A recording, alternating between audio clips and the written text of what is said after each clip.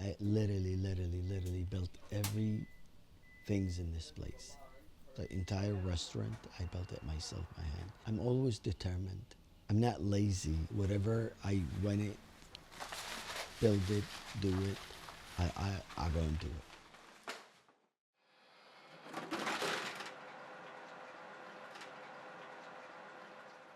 My name is Billy Alabsi.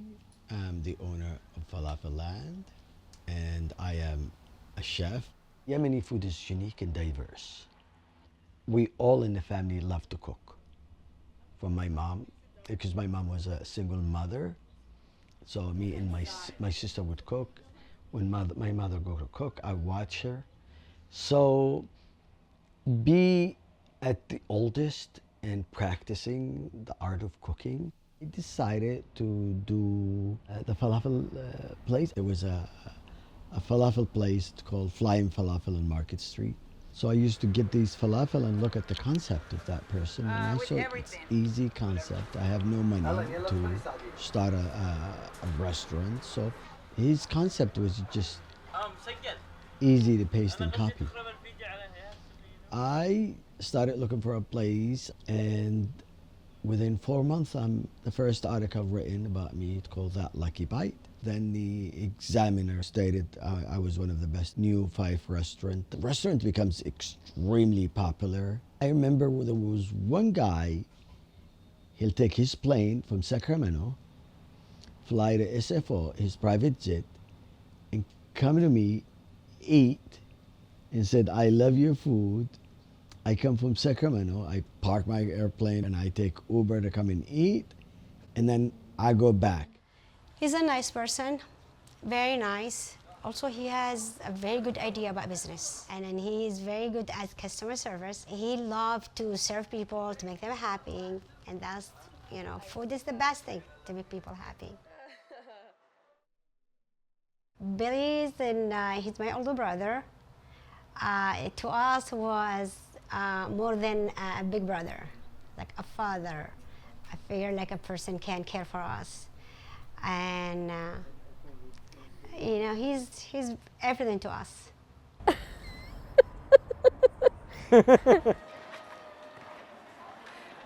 I'm happy. I have a new life in here. Everything new for me. He works for our health and for our community.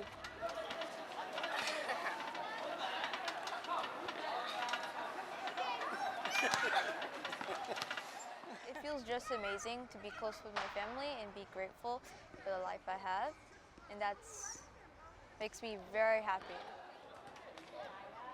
I treat my kids as my friend with respect and dignity. I don't want to raise my kids the way my father raised me. I don't want to raise my kids the way my grandfather raised my father or my mother. I have inherited their story beside my story. And I think when you give the child a complete freedoms of choice, a complete liberty, I think at the end that they will perform good with it. Just you give them time and a free space. I tell them sky's the limit. I think my daughter is extremely smart. Ellen is artistic, very good art, and she sit for hours just learning how to draw. I think she's very talented. My son, he's technical. He wants to know how things work, but also whenever I'm stuck in a computer or putting stuff together, he'll do it. He'll look at it and do it.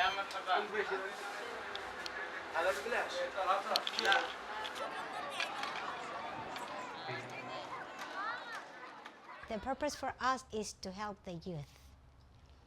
To help the youth to get a job, a place they can go, you will not worry about them. So they can get a little bit of money, but also at the same time can be in a safe place, and with the right person to be nice to them. Really can be a good moral to these kids.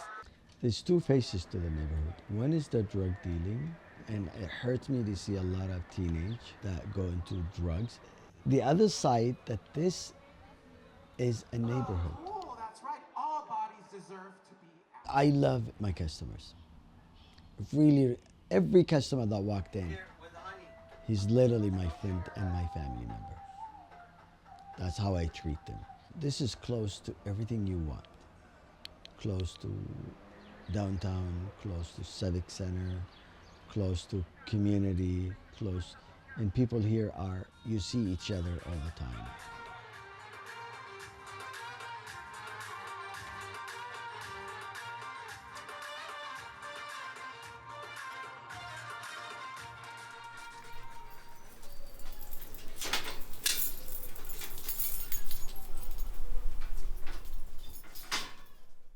Because of the popularities of my restaurant, the developer in the Twitter building decided to come to me. He want to compete with the Ferry building and make the Twitter building as a new hub for people to come in and enjoy food. I signed a contract with them to move to the Twitter building, and I bought everything for the restaurant. It was just guaranteed I would be doing really good. But unfortunately, the COVID just have shut everything down. They were saying 6 months is gonna be over, but it took too long. I exhausted everything that I had. And eventually at the end, my in-law came in to live with me. It was 1 bedrooms, 2 kids and my wife and my in-law. So we cannot fit in 1 bedroom. I looked for 2 bedrooms, it's expensive, I cannot afford it. I knew we're gonna be on the street that moment because there's no place this is impossible. So I called someone at 311 or something from the city and I said, look, this is my conditions. I have family, I have kids. I'm exhausted. I exhausted all my energy looking for an apartment. Help me out. She said there is a shelters that for family. She gave me the number. I called these people. I went in. They said, oh, you're welcome. We have a space for you. And we stayed there for 8 months. I saved money and I said, you know what? California is expensive. Let's go somewhere. I'm gonna go to Michigan. We survived because things are cheaper there. But I knew that I left my heart in San Francisco. My sister called me while I was in Michigan. She said they have a grant. They're gonna open up a grant for a restaurant. So as soon as I heard, I drove for 2 days in a row. From Michigan to Colorado, then from Colorado to Los Angeles. I left them in Michigan. So I left everything, the kids and everybody. I miss them.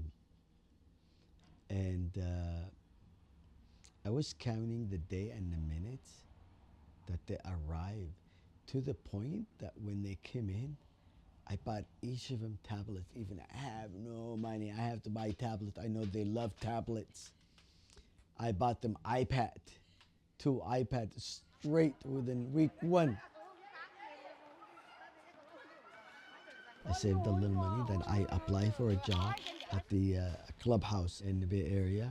I accepted the jobs, and then I moved the kids to San Francisco. I rented a place, and at the same time, I'm working on the project of the grant. And then a month and a half, they say you've been accepted. There was a lady whose name is Noah. She really was helpful. She's very wonderful.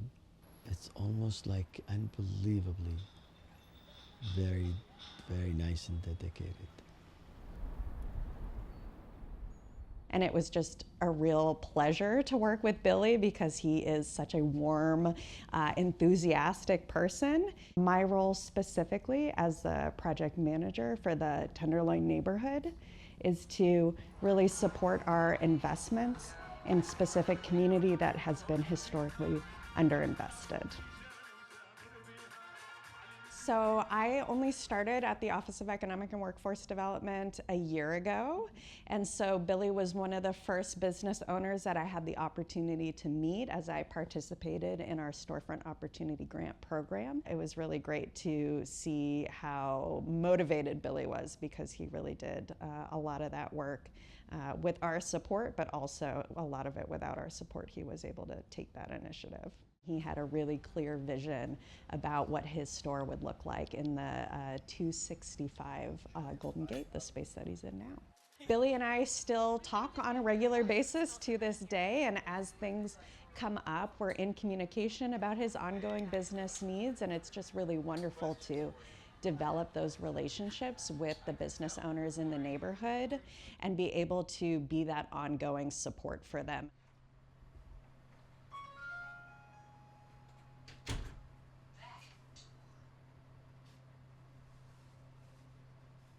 I never let go with my equipment because I am determined to get back on my feet and do the restaurant again. Even certain people said, oh, you're not gonna do it. You travel with these items, they're gonna break. I just have the energy and the will to keep them and do it, not listening to anybody. I think being a wealthy and losing everything, then coming back and doing business and succeed, and then losing it again for some reason, and then going back and do another business and losing it for some reason. But to me, it's a stage of life. Everything that I lose, I really gain.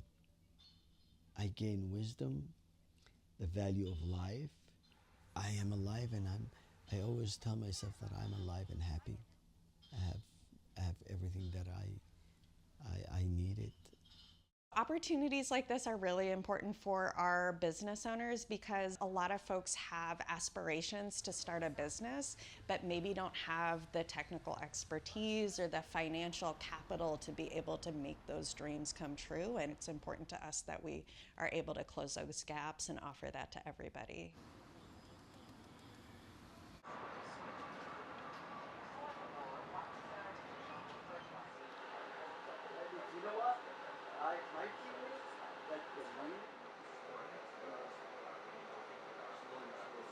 Falafel dough. It's crunchy from outside and soft from the inside. And then if you eat it, you could feel how crunchy it is. Like a child, you try to learn how to walk, you fall.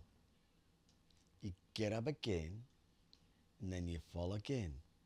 And then you get up again until you learn how to walk. And this is life, it's just like that. Okay, the first things I do, make cascara in the morning. Cascara comes from the mountains of Yemen or Ethiopia, which is the shell of coffee beans mixed with gingers and cardamom, considered one of the top 4 super drink or superfood. It has fiber, antioxidant, and is also anti-inflammatory.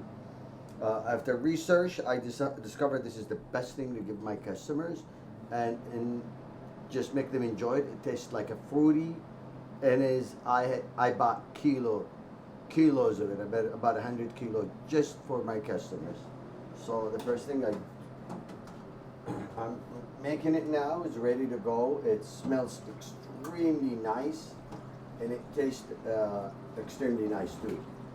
So here, the amazing things is I only put 2 spoons of it. 1, 2, and this is enough for the entire pot.